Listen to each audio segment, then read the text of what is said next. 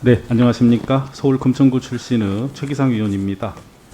법제처장님께 법제처 업무 중에 오늘 업무 현황에 나와 있습니다만 정부입법 총괄 지원 조정 그리고 법령 심사, 법령 해석 부분이 매우 중요하다는 당부 말씀을 드리고 앞으로 이 부분에 더욱더 신중히 임해 주십사 부탁을 드리겠습니다. 네. 그 업무 현황에 보면 법제처는 의원 발의 법률안에 대한 법리적 검토 의견을 적극 제시한다. 그리고 부처 간 이견 법안은 정부 의견을 조율하여 국회에 전달한다. 이렇게 되어 있습니다. 맞습니까? 예, 맞습니다. 그리고 법력 심사 부분에서는 법령안의 심사 과정에 국민이 직접 참여하는 국민 참여 심사제도 운영하고 계시고요. 맞습니까? 맞습니다. 그리고 법력 해석 부분에서는 행정기관의 잘못된 법력 해석으로 규제의 확대 적용이나 법령의 소극적, 차별적 집행을 사전에 방지하여 국민의 권리 보호를 하고 계시고요. 맞습니다. 이 부분이 저는 매우 중요하다고 생각을 합니다.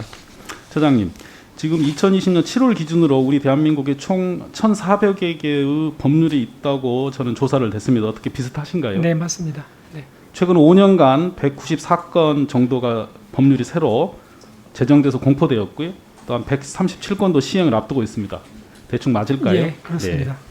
이렇게 법이 넘쳐나고 있음에도 국민들께서는 법이 있어 다행이다가 아니라 오히려 예측 못한 뜻밖의 법 때문에 불안하고 불편하다, 힘들다 이런 말씀도 하십니다. 혹시 이런 말씀 들어보셨습니까?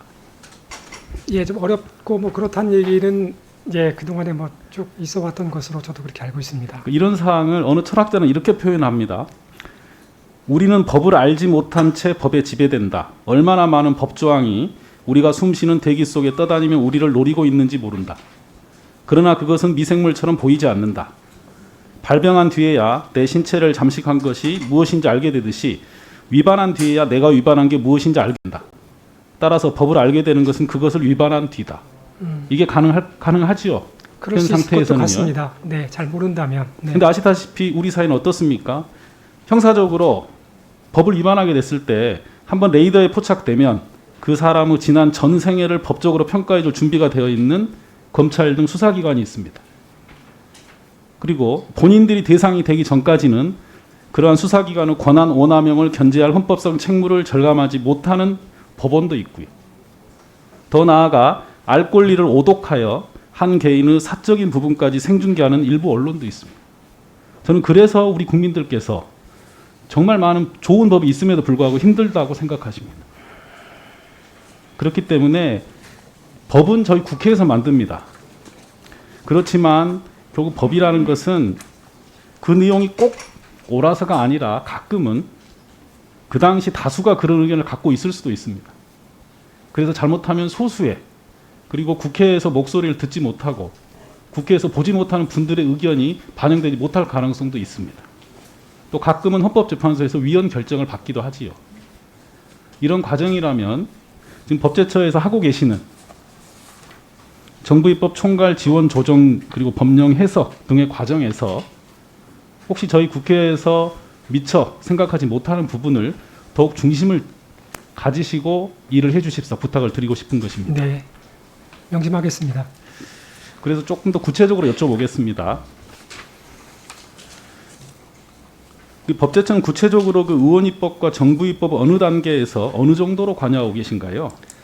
정부입법은 저희들이 그 경우에 따라서는 사전 입안 지원까지도 할 정도로 그 처음 기초 단계부터 저희들이 개입이라고는 뭐합니다만 어쨌든 아까 협업을 하게 되고요.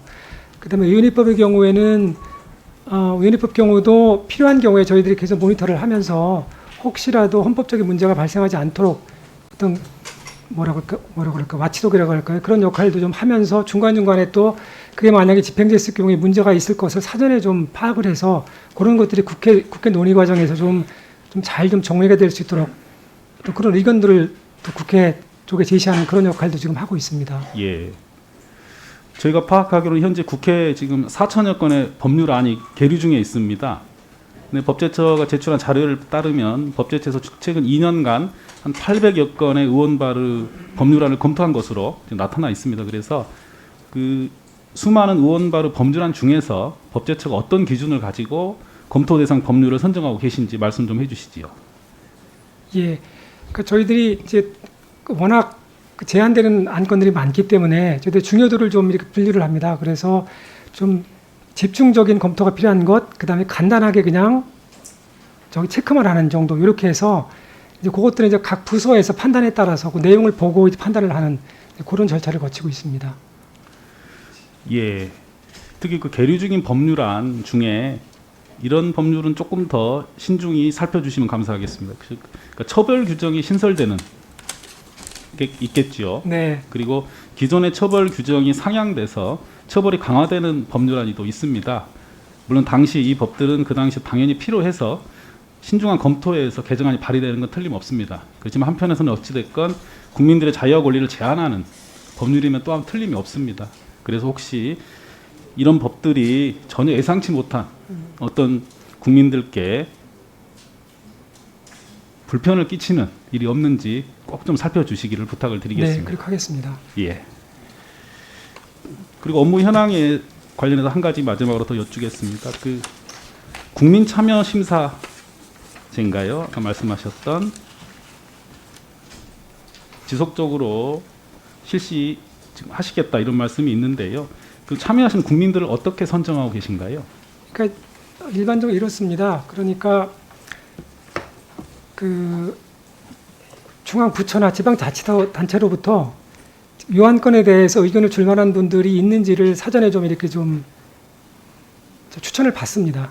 그래서 그 안건에 특별하게 좀 어떤 의견을 주실 수 있는 만한 분들을 섭외를 해서 진행을 하게 됩니다. 법령 심사 과정에서 그분들의 의견을 들어보고 적절한 것들은 좀 반영할 수 있으면 반영을 하고 아니면 또 그분들의 애로사항 같은 것도 혹시라도 반영할 만하다면 반영한다든지 그런 식으로 진행을 하고 있습니다. 네. 예, 알겠습니다. 근데 저는 그보다 조금 더 나아가서 가끔은 상상력도 필요하다는 생각을 합니다. 직접 법제처에서 모시지 못한 국민들도 계실 수 있습니다. 아시다시피 최근에 코로나19 사태를 경험하면서 그전에는 저희가 잘 못 뵀던 분들이 우리 사회에서 아주 중요한 분들로 드러났지 않습니까? 네. 우리 간호사분들, 청소 노동자분들, 돌봄 노동자분들, 택배 노동자분들도 계시고요. 과거 이 부분을 고 노희찬 의원께서는 6411번 버스 승객분들로 또 상징했던 기억도 납니다. 그래서 우리 법제처에서 담당하시는 분들이 직접은 못 만나지만 그런 분들을 끊임없이 상상하고 그분들의 입장에서 이 법을 만들고 해석하는 노력들을 계속 해주십사 부탁을 드리겠습니다. 예, 이 의견을 좀 말씀해 주시죠. 네, 의원님의 문제의식에 전적으로 동감하면서요. 약자를 위한 그런 어떤 따뜻한 법령 이런 것들을 만들 수 있도록 또 해석 집행이 될 수 있도록 법제처에서 역할을 다하도록 그렇게 하겠습니다. 네.